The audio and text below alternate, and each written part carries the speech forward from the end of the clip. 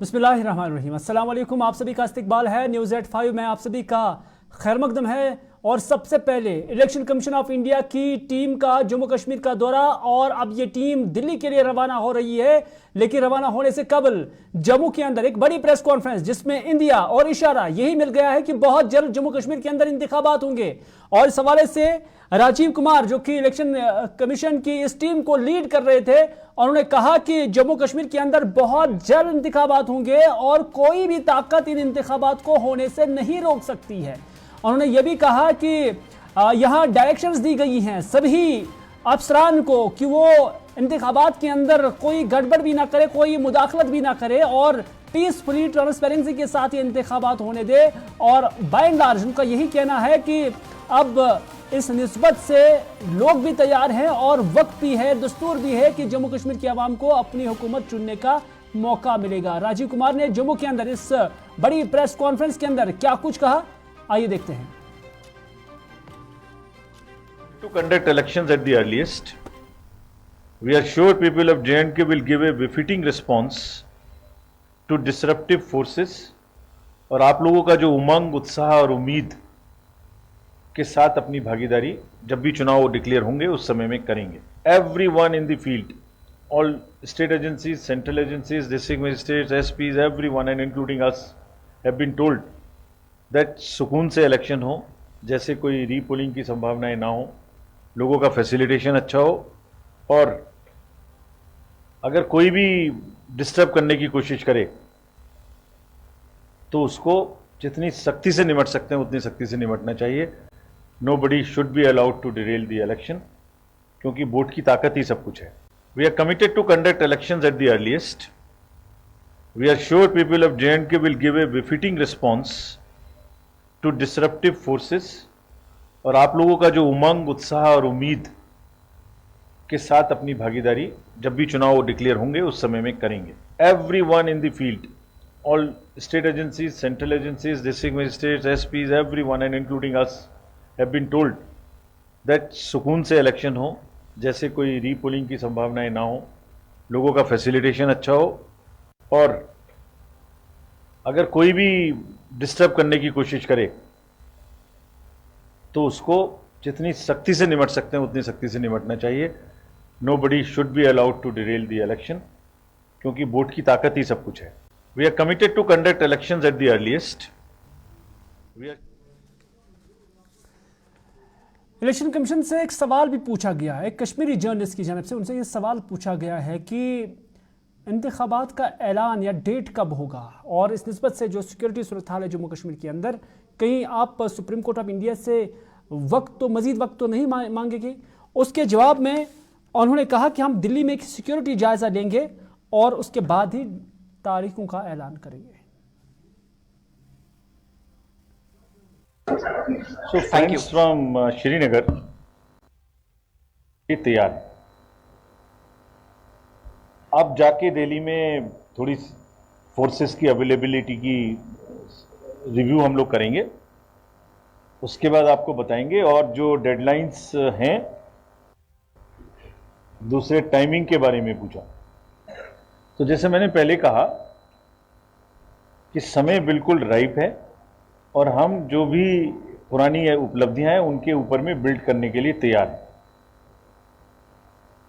अब जाके दिल्ली में थोड़ी फोर्सेस की अवेलेबिलिटी की रिव्यू हम लोग करेंगे, उसके बाद आपको बताएंगे। और जो डेडलाइंस हैं उन सबको भी ध्यान में रखेंगे, जो उसके बारे में जो भी चीफ इलेक्शन कमीशन की जानब से ये बात कही गई है कि हमें अवेलेबिलिटी ऑफ फोर्सेस को देखना है, इसी हवाले से वहाँ पर सिक्योरिटी रिव्यू लेना है। बाकी यहाँ से इशारा उनका ये था कि ग्रीन सिग्नल मिल गया, क्योंकि उन्होंने कहा कि वक्त मौजून है, वक्त सही है। ये यहाँ पर क्लेरिफिकेशन की जानब से दी गई है। लेकिन जिन लोगों के जहन में ये खदशात होंगे कि जम्मू के अंदर मिलिटेंसी के वाक़ात हुए थे और उसकी निस्बत से खदशात थे पब्लिक के अंदर, एवं की कई सारी पॉलिटिकल पार्टीज के अंदर भी ये खदशात थी कि ये जो हालात जम्मू के अंदर पैदा हुए, कहीं यही एक बहाना ना बने या एक रीज़न ना बने, कोई वजह तो नहीं बने इन इंतखाबात को मौखर करने की। लेकिन उसका जवाब chief election commission Rajiv Kumar की जानब से दी गई है। और उन्होंने कहा कि अगर हम इन छोटे मोटे मामलात को लेकर जो है पीछे हट गए तो फिर उसका मतलब यह है कि हम बगैर लड़े ही किसी और को जीतने का मौका दे रहे हैं, यानी उन फोर्सेस को जीतने का मौका दे रहे हैं जो इंतखाबात को डिस्टर्ब करने की कोशिश करेंगे। उन्होंने ये भी कहा कि फिर ये वही अंडा और मुर्गी वाला मामला बन जाएगा। तो इस वजह से हमारी सिक्योरिटी फोर्सेस है किसी भी चैलेंज का मुकाबला करने के लिए वो भरपूर तैयार है। मई और जून में, अक्टूबर में, अप्रैल और मई में देखे थे जो लाइंस हमने देखी थी, जो सबके चेहरों पे हमने एक पार्टिसिपेट करने की झलक देखी थी, वो ऐसी छोटी मोटी चीज़ों से पीछे नहीं हट सकती। That is what we can tell you with full commitment and resolve that nothing will be allowed to disrupt the elections. नहीं तो ये तो चिकन एंड एग सिचुएशन हो जाएगी। जब जब हम चुनाव की बात करेंगे, जब ऐसी एक्टिविटी बढ़ेंगी, हम पीछे हट जाएंगे, तो we will be kind of making the, बिना लड़े ही हम तो विक्ट्री दूसरे को दे देंगे, ऐसा नहीं होगा। These things will not have impact on the elections at all. तो नाज़रीन, आपने इलेक्शन कमीशन का जो दौरा था उसका कंक्लूजन सुना है कि इंतखाबात होंगे, मुनासिब वक्त भी है और इंतखाबात होके रहेंगे। किसी भी इंटरनल या एक्सटर्नल फोर्सेस को ये इंतखाबात डिरेल करने का इख्तियार नहीं होगा और उससे बर्दाश्त भी नहीं किया जाएगा। ये आज इलेक्शन कमीशन ऑफ इंडिया की जानब से जो प्रेस कॉन्फ्रेंस दी गई है उसमें बात कही गई है। लेकिन पीडीपी के सीनियर लीडर मोहम्मद खुर्शीद आलम का इस हवाले से क्या कुछ कहना है, क्योंकि उन्हें अभी भी कुछ इबहाम है। क्या कुछ है, आइए देखते हैं। कमीशन की तरफ से जो प्रेस कॉन्फ्रेंस हुई है, मुझे यकीन था, पूरा यकीन था कि आज नोटिफिकेशन या तारीखों की बात की जाएगी, अनाउंसमेंट होगी। लेकिन एक खुशनुमा प्रेस कॉन्फ्रेंस के बाद, एक उम्मीद अफजा प्रेस कॉन्फ्रेंस के बावजूद एक अनदर राउंड ऑफ सिक्योरिटी जो वो कह रहे हैं कि फिर एक राउंड लिया जाएगा, तो मुझे लगता है कि आज फिर हम नाकाम हुए हैं तारीख हासिल करने में। और ये हमारी बदकिस्मती है। हम एक बुनियादी हक भी खैरात की तरह मांग रहे हैं कि हमें इलेक्शंस कराए जाएं, जो जमहूरियत की बुनियादी रूह है। India largest democracy of the world, उसका एक पार्ट है हम, एक हिस्सा है हम भारत का। और हम पिछले 6 साल से दुहाई दे रहे हैं कि यहाँ इलेक्शन कराइए, और नैरेटिव वही का वही है, इलेक्शंस होंगे, वादा बंद है बस। हालांकि इसी तरह के जो खदशात है वो नेशनल कॉन्फ्रेंस को भी है कि फिर दिल्ली के अंदर ही लेने की क्या ज़रूरत थी। दरअसल वहाँ पर सिक्योरिटी की अवेलेबिलिटी देखनी। लेकिन कांग्रेस का क्या कुछ कहना है? कांग्रेस के इरफान नक्शबंदी का कहना है कि हम पूरे इत्मीनान है कि इलेक्शन कमीशन का जो दौरा था उस पर हमें इत्मीनान है। लेकिन साथ ही साथ उन्होंने ये भी कहा कि कुछ चीज़ें जो हमने इलेक्शन कमीशन के सामने रखी उनका उन्होंने तज़किरा किया है और उससे हल करने का भी उन्होंने हमें आश्वासन दिया है, यकीन दहानी कराई है। लेकिन उनका ये भी कहना है कि अब हमें ये उम्मीद है कि ये कमीशन जब दिल्ली जाएगा तो अब बहुत जल्द जम्मू कश्मीर के अंदर इंतखाबात के तारीखों का ऐलान होगा। हमने इलेक्शन कमीशन का उसका जो है रिएक्शन देखी, बड़ा अच्छा सुनने को मिला कि सारे पॉइंट्स जितने भी हमने रखे थे उन सारे पॉइंट्स को इलेक्शन कमीशन ने छेड़ा था और उन्होंने वहां पर बड़ा अच्छा खासा जवाब दिया। और हम इस वक्त ये उम्मीद करते हैं कि इलेक्शन कमीशन यहाँ से जाके ही इलेक्शन की तैयारियों में लगेंगे और इलेक्शन जो है प्रोसेस शुरू करके डेट्स अनाउंस करेंगे, हम ये उम्मीद करते हैं।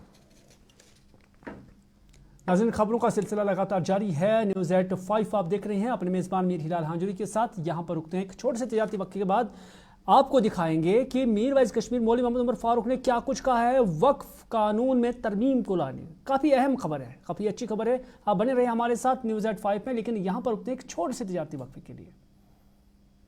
और भी खूबसूरत लगती है जब हाथों में होता है प्याला ब्लैक मस्ती चाय का। ताजगी ऐसी कि हर लबों पे मुस्कान लाए, कड़क इतनी कि हर सुबह बेहतर नहीं बेहतरीन हो जाए। कश्मीर के असली चाय के दीवाने पीते हैं सिर्फ ब्लैक मस्ती चाय, आप भी पीजिए।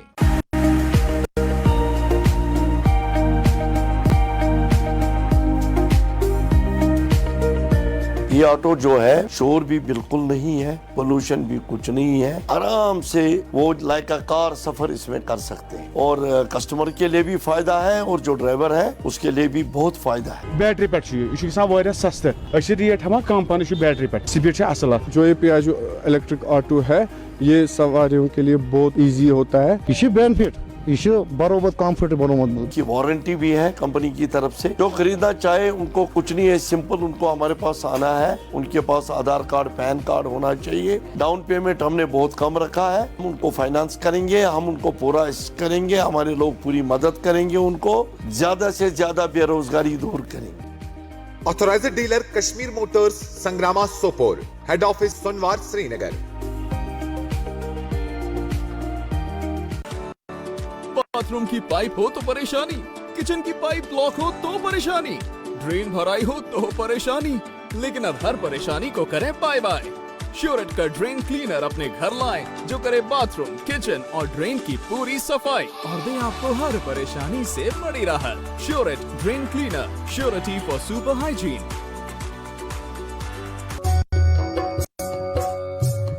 मटन तो है सबकी फेवरेट और यही मटन जब बनती है लज्जत के मीट मसाला के साथ तो मीट का स्वाद लगे जायकेदार हर बार और बढ़ाए लज्जत से आपका प्यार। आज ही ले आइए लज्जत का मीट मसाला। नाज़रीन, ब्रेक के बाद आपका दोबारा खैर मकदम है। मरकजी सरकार की जानब से जो एक बिल लाई गई है पार्लियामेंट के अंदर जिसमें वक्फ कानून के अंदर, वक्फ एक्ट के अंदर तरमीम लाने की तजवीज़ रखी गई है और इस पर जो तजावीज़ में कुछ नुकात है उस पर मीर वाइस कश्मीर मौलवी मोहम्मद उमर फारूक ने भी सवालात उठाए। आज नमाज जुमा के मौके पर तबायर की जामे मस्जिद श्रीनगर में अपने खिताब में मीर वाइस ने कहा कि वक्फ बोर्ड में तरमीम को हम मज़हब में मुदाखलत समझते हैं और इसकी हम शदीद अल्फाज में मज़म्मत भी करते हैं। आज जुमा पर खिताब में मीर वाइस ने कहा कि नई तरामीम में अब गैर मुस्लिम अफराद बोर्ड में शामिल किए जाने की भी तजवीज़ रखी गई है जो मजहबी मामलात में सीधी मुदाखलत है। उन्होंने कहा कि लगता है कि इस हुकूमत का एजेंडा ही मुसलमानों को बेइख्तियार बनाने का है।